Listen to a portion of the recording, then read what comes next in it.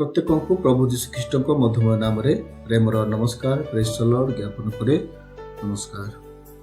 ଆସୁ ଆଜି ଆମେ ପୁନର୍ବାର ଆଉ ଗୋଟେ ବିଷୟ ଆଲୋଚନା କରିବା, ଚିନ୍ତା କରିବା।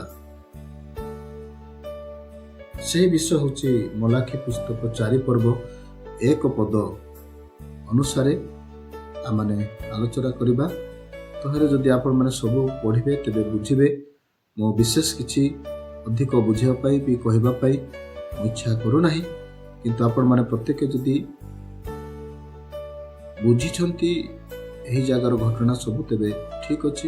ଯଦି ବୁଝି ନାହାନ୍ତି ଆଉ ଟିକେ ପଢ଼ନ୍ତୁ, ବୁଝିବା ପାଇଁ ଚେଷ୍ଟା କରନ୍ତୁ।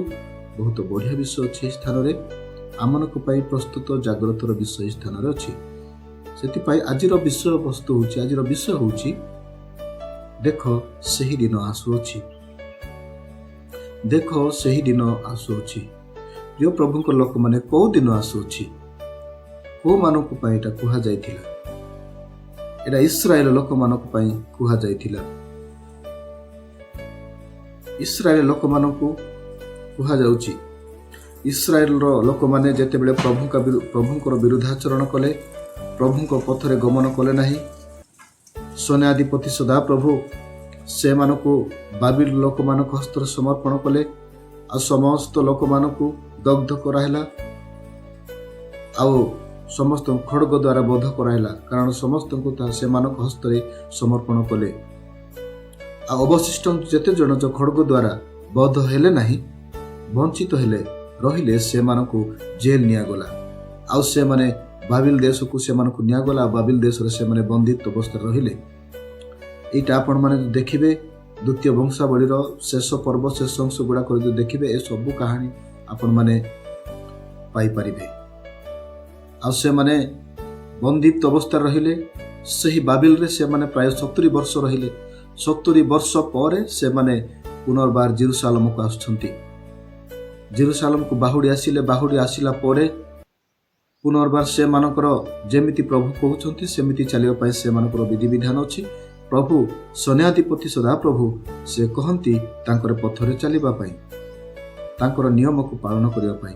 ମୋଶେ ଯେ ପ୍ରକାର କହିଥିଲେ ସେମିତି ସେମାନେ ନିୟମରେ ଚାଲିବା ପାଇଁ ସେମାନଙ୍କୁ କୁହାଯାଉଛି।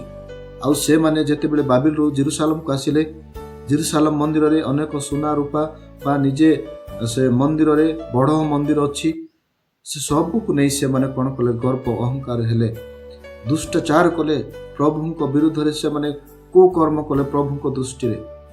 ଆଉ ସେମାନଙ୍କ ମଧ୍ୟରେ କେତେକଙ୍କୁ ମନୋନୀତ କରାହେଲା ଯେ ଇସ୍ରାଏଲ ଲୋକମାନଙ୍କ ଉପରେ ବିଚାର କରିବ। ରାଜା ଭାବରେ ଯେତେ ଜଣ ବି ରାଜା ହେଲେ, ସମସ୍ତେ ପ୍ରାୟ କିଏ ତ 3 ମାସ ରାଜା କରି ରାଜା ଭାବରେ ହେଲେ, କିଏ ତ 11 ବର୍ଷ, କେହି ବି ଅଧିକ ବର୍ଷ ରହିଲେ ନାହିଁ। କିଏ ତ 3 ମାସ, କିଏ ତ 11 ବର୍ଷ ଏ ପ୍ରକାର ରାଜା ଭାବରେ ରାଜ୍ୟ କଲେ। ପ୍ରଭୁଙ୍କ ଲୋକମାନେ ଦେଖନ୍ତୁ ଏହି ସ୍ଥାନରେ, ଯଦି ଆପଣମାନେ ସେହି ଦ୍ୱିତୀୟ ବଂଶାବଳୀର ଯଦି 36 ପର୍ବର ଆପଣମାନେ ଯଦି 11 ପଦ ଦେଖିବେ, ସେହି ସ୍ଥାନରେ କିଏ ତ 21 ବର୍ଷ କରିକି ସଦାପ୍ରଭୁଙ୍କ ଦୃଷ୍ଟିରେ କୁକର୍ମ କଲେ। ଆଉ ସେହି ସ୍ଥାନରେ ହିଁ ଲେଖା ଅଛି, କିଏ ତ 11 ବର୍ଷ କରି ସଦାପ୍ରଭୁଙ୍କ ଦୃଷ୍ଟିରେ କୁକର୍ମ କଲେ। କେହି ମଧ୍ୟ ସଦାପ୍ରଭୁଙ୍କ ଦୃଷ୍ଟିରେ ଉତ୍ତମ କାର୍ଯ୍ୟ କଲେ ନାହିଁ।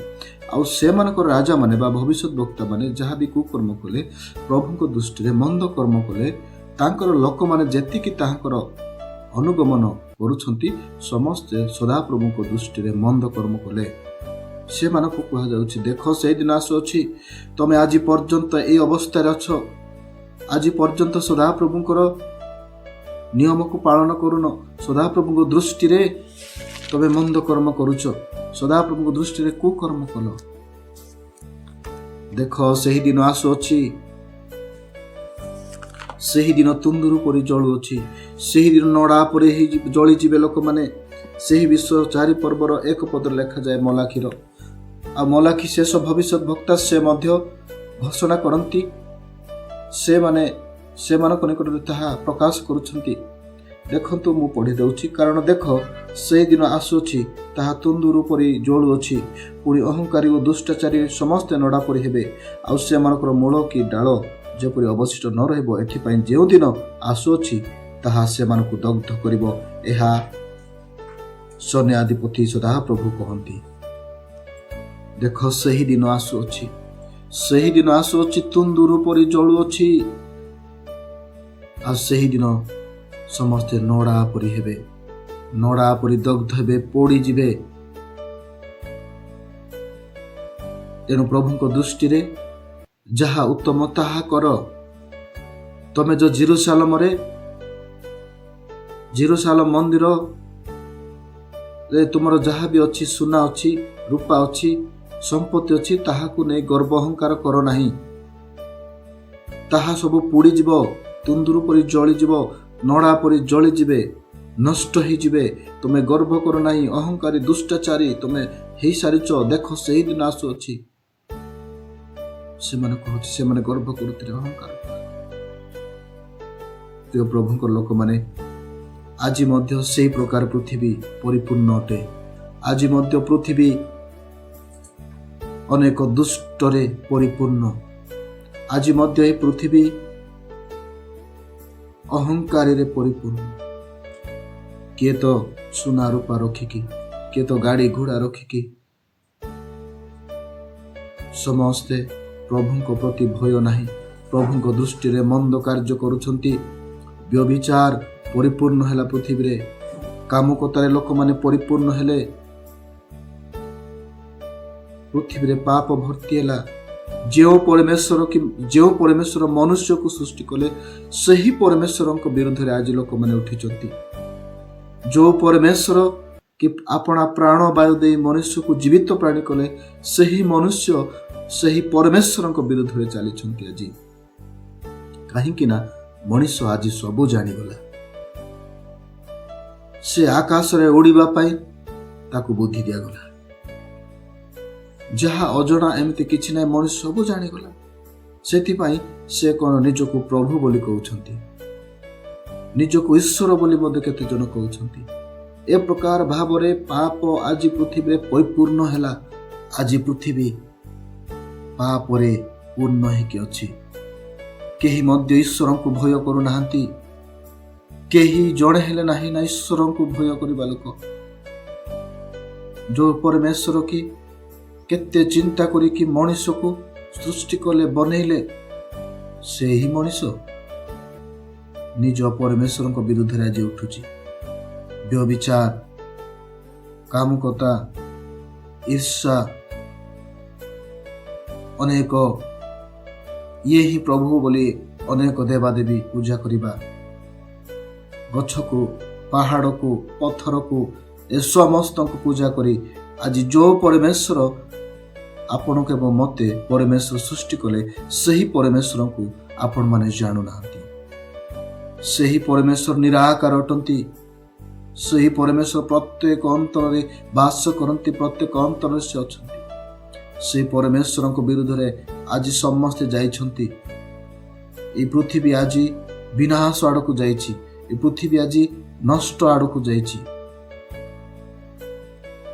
ସମସ୍ତେ ବିଦ୍ରୂପରେ ପରିପୂର୍ଣ୍ଣ।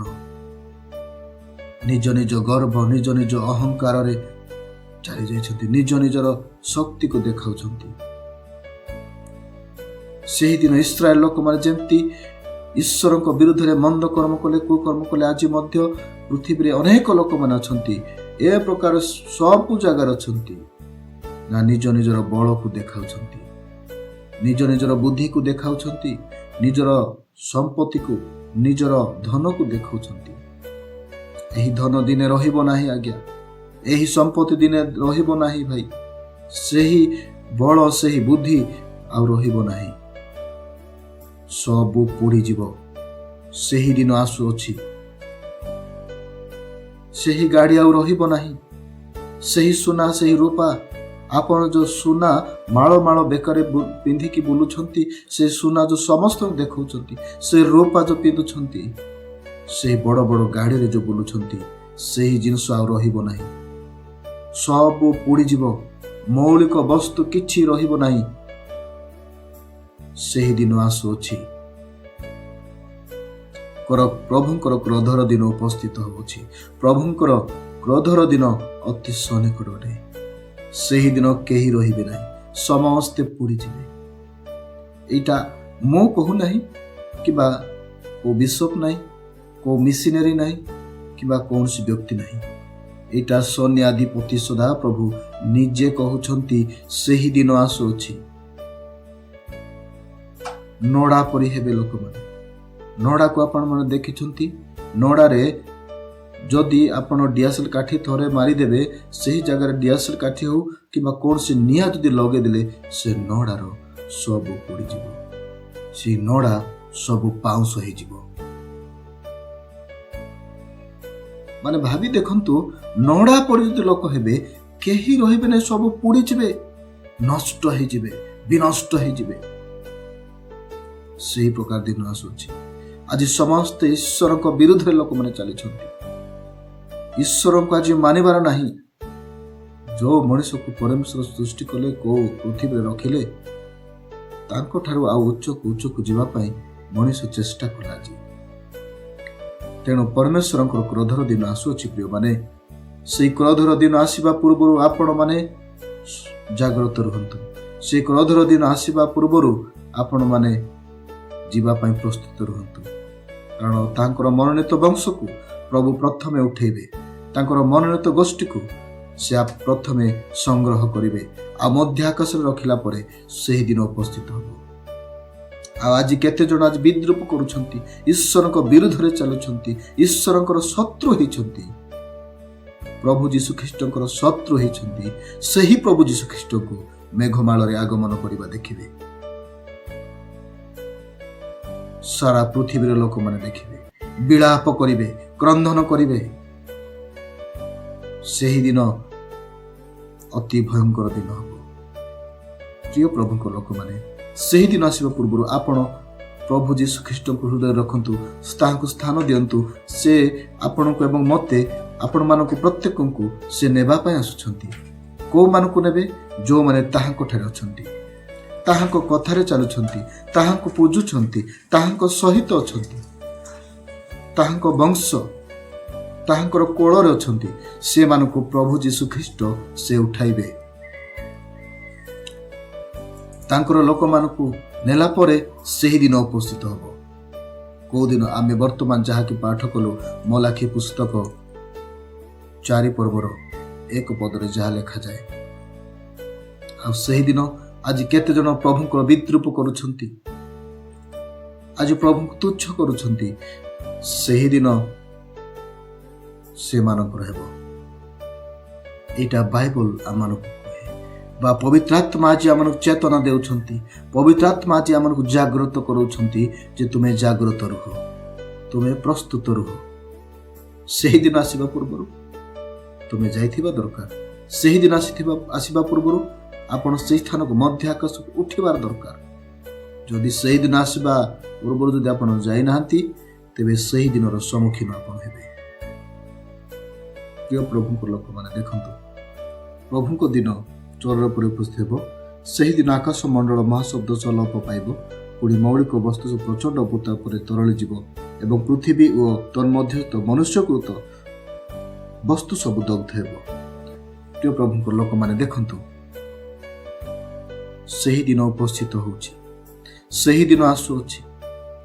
ସେହି ଦିନ ଆସିବା ପୂର୍ବରୁ ପ୍ରଭୁ ଆମମାନଙ୍କୁ ସଚେତନ କରାଇଛନ୍ତି, ପ୍ରଭୁ ଆମମାନଙ୍କୁ ସତର୍କ ବାଣୀ ଦେଇଛନ୍ତି।